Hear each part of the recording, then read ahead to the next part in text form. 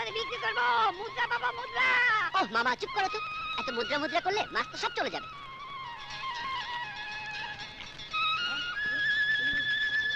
মামা জালটা খুব ভারী ভারী লাগতেছে। তাইলে বড় মাছ, আইলে মাইতে করছি। আমার মনে হয় রাজার গুপ্তধন এই মাইতে কলসির ভিতরে আছে। মামা তুমি চুপ করে দাঁড়াও, আমি দেখি কলসির মধ্যে সত্যি সত্যি কোনো গুপ্তধন আছে নাকি।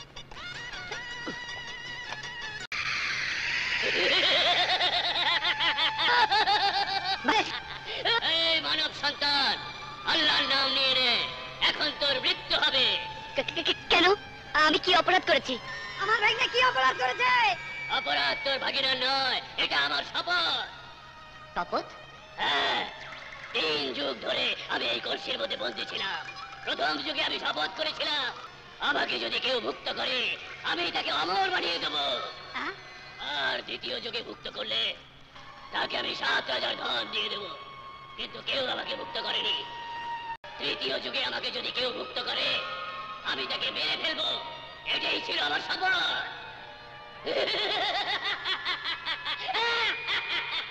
দত্ত মামু গো, দত্ত মামু, আমার ভাইনারে মাফ করে দেওয়া যায় না? না, এবার বল, মৃত্যুর আগে তোর কোনো শেষ খায়েশ আছে কিনা? আছে।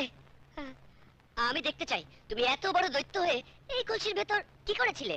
ঠিক আছে, তুমি যখন মরে যাবে তোমার শেষ ইচ্ছাটা আমি পূরণ করব।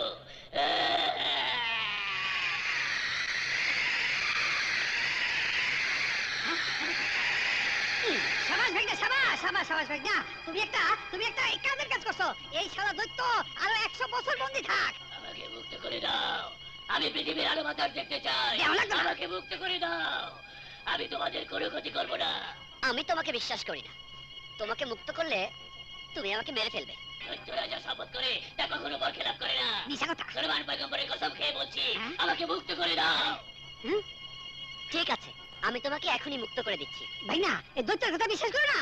আহ মামা, মৃত্যু যদি আল্লাহ লিখে রাখে মরবো। দৈত্য আল্লাহর নবীর নামে শপথ করেছে, ওকে বিশ্বাস করা যায়। খোলা খোলা। ওরে বাবা,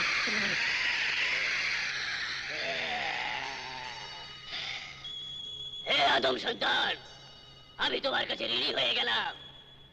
এই তৃতীয় যুগে মুক্ত হতে না পারলে চতুর্থ যুগে আমার মৃত্যু হতো। এবার বলো, তোমার ঋণ আমি কি দিয়ে শোধ করব? বলো তুমি কি চাও? আমি কিছুই চাই না, তুমি মুক্ত হয়েছো তাতেই আমি খুশি। সত্যি তোমরা আদম জাত অনেক মহান।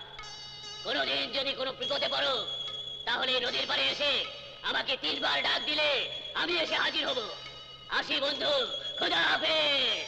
খোদা হাফেজ। চলো মামা, চলো।